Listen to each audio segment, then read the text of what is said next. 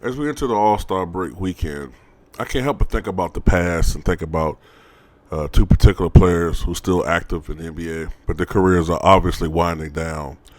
Think about 15 years ago, man, when these guys were two young, rising stars, if not already established stars. Um, Vince was already a star with the Raptors by the early 2000s. Dirk, it took a while. Dirk struggled mightily when he first came in the league. As a matter of fact, he thought about quitting, but he hung on and persevered and improved dramatically as a player. I think he was the NBA's most improved player. Might have been 2000.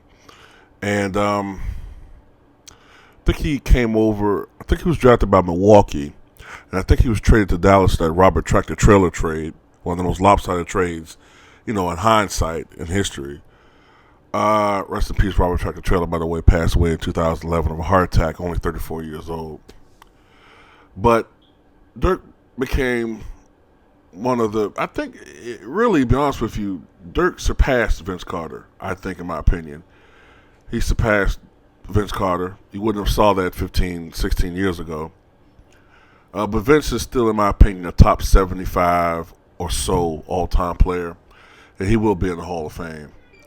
But these guys are obviously winding down as far as their career is concerned. Dirk Nowitzki has been steadily declining as a player since he won a championship back in 2011 when they, in some people's eyes, upset the Miami Heat in that finals. So far, this season, Dirk is having probably the worst seasons he has had since his rookie year, only averaging 13.9 points, only shooting 41.7% from the field. Looking right now, that's the lowest percentage that he shot since his rookie year. So obviously, Dirk is well on the downside of his career, and you have to be wondering if this might be his last season.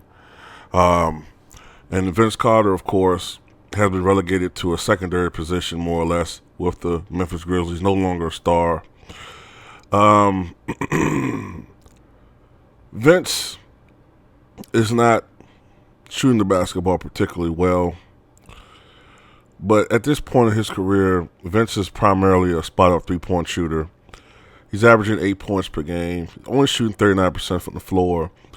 But primarily he shoots threes now, so you can kind of expect a very low field goal percentage from him.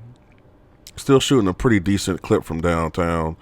But, of course, Vince is, even though recently he's had some flashes, he's not anywhere in the same stratosphere of the player that he was back in his prime in the early to mid 2000s.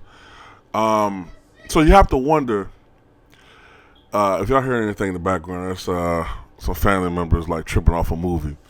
But I know y'all guys be listening and watching out for shit, weird sounds and shit, like y'all trying to, figure out I'm some type of fucking mad scientist or some shit. But anyway, you just gotta wonder if these guys,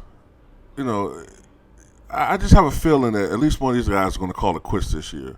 If I had to take a guess, man, I think it might be Vince. I don't know. Vince doesn't have anything to prove. Like, what else does he have to prove? I mean, maybe he might be trying to secretly or selfishly. I can't say it's selfish because people have their own motivations, but maybe he wants to get 25,000 career points. Maybe that's a personal goal for him. That might be a drive for him to play one more year. Dirk, I don't know what his personal motivation would be. You've had one of the greatest careers ever for a player in your position.